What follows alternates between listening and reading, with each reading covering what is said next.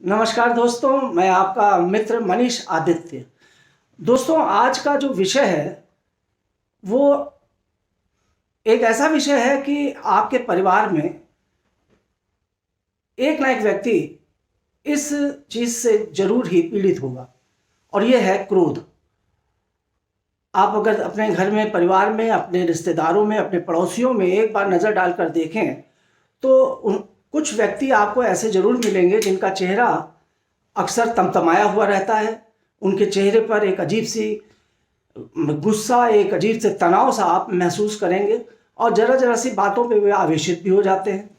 कभी कभी ऐसा भी होता है कि आपके परिवार में ही आपकी संतान है, भले वो उम्र की बहुत छोटी हो, और वो गुस्से में आकर, जिद में आकर, छोटे छोटे बच्चे सामान पटकने लगते हैं, सामान तोड़ने लगते हैं, क्रोध में आके अपने बाल खींचने लगते हैं, बाल नोच डालते हैं।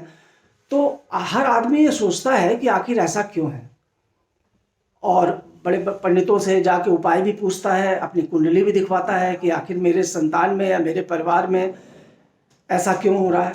यही अवस्था आप जब वही संतान जब बड़ी हो जाती है और वो स्थिति बनी रहती है तो वो देखने को मिलता है कि जरा जरा सी बात पे गुस्सा हो गया, लाठी निकाल लाए, गांव में अगर रह रहा है, या छुरी निकाल के, चाकू निकाल के दौड़ने लगा मारने को किसी को।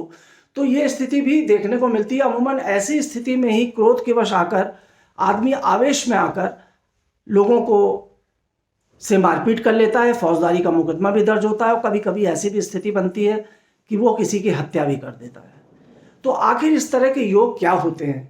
ऐसे कौन से योग हैं कुंडली में जिनकी वजह से व्यक्ति एकदम से आवेशित हो जाता है और वो क्रोधित होकर अपना भी बुरा कर लेता है? और भाई मानी बात है, जब आप फौजदारी के किसी मुकदमे में पड़ जाएंगे या फिर किसी की हत्या कर देंगे तो सारी ज़िंदगी आपको जेल में गुजारनी पड़ेगी। ऐसे एक नहीं, असंख्य उदाहरण मेरी आंखों के सामने से गुजरे हैं और आपने भी देखे होंगे ऐसे बहुत लोगों को जो अच्छी खासी ज़िंदगी जी रहे थे, एकदम से आवेश में आकर, भावुकता में आकर, क्रोध में आकर उन्होंने अपनी ज़िंदगी बर्बाद ही नहीं की बल्कि अपने परिवार की भी ज़िंदगी को पूरा तबाह और बर्बाद कर डाला।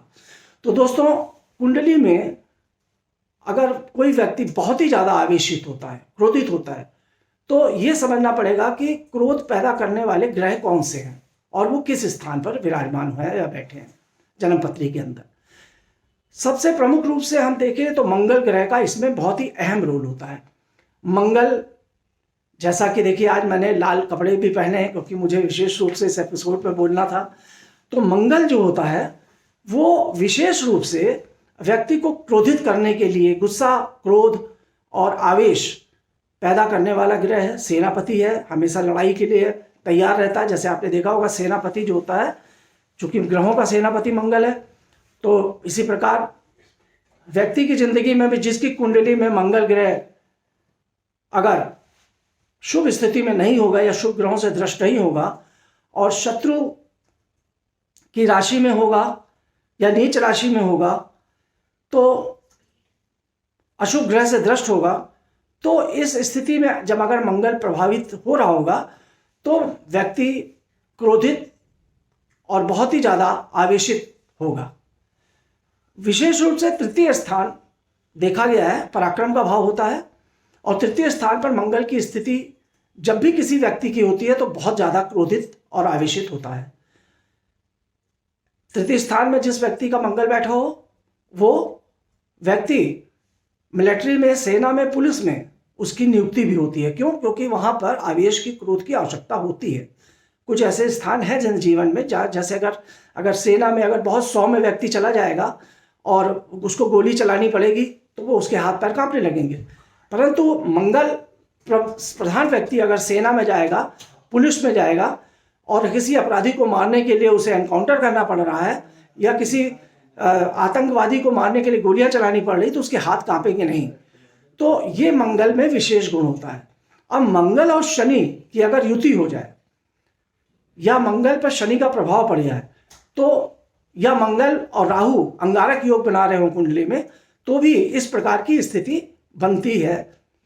मंगल और सूर्य भी, क्योंकि सूर्य भी देखिए अग्नि प्रधान है और मंगल भी अपने आप में बहुत प्रधान ग्रह है जो रक्त और लाल, बिल्कुल तमतमाया हुआ व्यक्ति होता है, बिल्कुल उसके चेहरे से ही पता चल जाता है इस व्यक्ति का मंगल बहुत ही प्रबल है।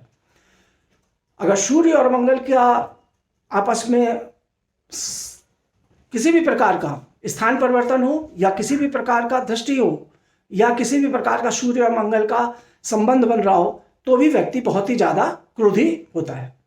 अब दोस्तों, ऐसे में व्यक्ति के क्रोध को शांत करने के लिए क्या करना चाहिए? बहुत से पंडित कहते हैं कि अगर किसी व्यक्ति में बहुत ज़्यादा क्रोध आ रहा है तो उसको मोती धारण करवा देनी चाहिए। देखिए, मोती पहनाने के पीछे रीज़न क्या होता है, मैं ये नहीं कहूँगा कि वो गलत कहते हैं,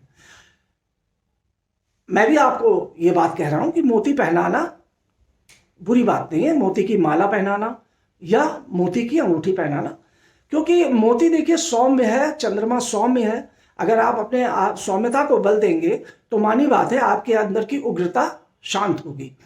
तो सौम्यता को बढ़ाने के लिए मोती धारण कराया जाता है या मोती की माला पहनाई जाती है। परंतु अब मैं आपको जो दूसरा उपाय बताने जा रहा हूँ, वो उस उपाय को आप नोट कर लीजिए। मंगल ग्रह के लिए मंगलवार के दिन सबसे छोटा सा उपाय जो हम लोग पूरा प्राचीन काल से करते आ रहे हैं, हनुमान जी के मंदिर में जाइए, हनुमान जी के दर्शन करिए, हनुमान चालीसा का पाठ पढ़िए, या फिर हनुमान जी का बजरंग बाण का पाठ करिए, संकट मोचन हनुमान का। और उसके बाद वहाँ पर 5 रुपये, 10 रुपये, 11 रुपये, 21 रुपये अपने सामर्थ्य के अनुसार प्रसाद चढ़ाइए। उस प्रसाद को वहीं पर गरीबों में बांट दीजिए और स्वयं भी वहीं पे खा के ख़त्म कर दीजिए। उसको घर मत लाइए, उस प्रसाद को वहीं का वहीं वितरित कर दीजिए खा के ख़त्म करके, और हनुमान जी को से प्रार्थना करते हुए आप घर वापस आ जाइए। आप इस उपाय को अगर करेंगे, निरंतर करेंगे, तो मान के चलिए आपके अंदर जितना भी क्रोध आवेश आ रहा होगा या मंगल से संबंधित काम में आपके रुकावटें आ रही होंगी। यहाँ पे देखिए, मैंने मंगल से के अभी मैं क्रोध के विषय पर बना रहा था, मगर यहाँ ये उपाय मंगल से संबंधित कामों से भी होती है। अगर आप जमीन जायदाद का, भूमि का काम कर रहे हैं तो आपको हनुमान जी की पूजा और मंगल को साधना अवश्य जरूरी है। साधना और साधना, एक होता है साधना मतलब साधा हूँ उसको, और एक होता है साधना। जब आप साधना करेंगे तभी आपसे सधेगा। ये बहुत छोटा सा उपाय मैंने आपको बताया है मित्रों। एक उपाय मैं और आपको बता देता हूँ।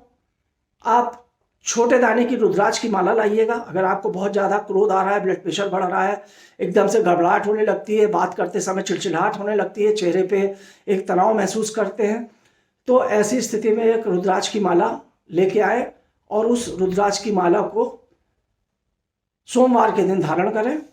और जब भी आपको क्रोध आए तो भगवान भोले शंकर का नाम लेके उस रुद्राक्ष की माला का स्पर्श करें और भगवान से बोलें कि मेरे क्रोध को शांत करें, और मेरे जो भी आप भगवान से मांगेंगे ईश्वर आपका पूर्ण करेंगे। ये बहुत छोटा सा उपाय मैंने आपको बताया है, परंतु एक चीज़ मैं आपसे और भी कहूँगा, क्योंकि किसी भी अच्छे ज्योतिष को अपनी जन्मपत्री को अवश्य दिखाएं अगर आपको इस तरह की दिक्कत है।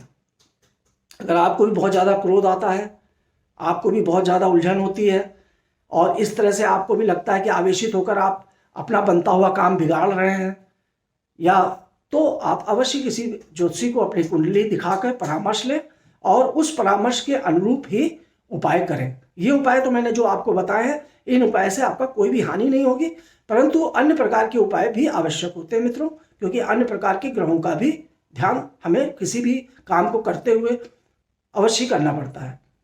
तो इसी के साथ मैं ये वीडियो इस अनुरोध के साथ कि मेरे चैनल को आप सब्सक्राइब करेंगे और लाइक करेंगे और कमेंट्स करेंगे। बहुत बहुत धन्यवाद मित्रों, नमस्कार।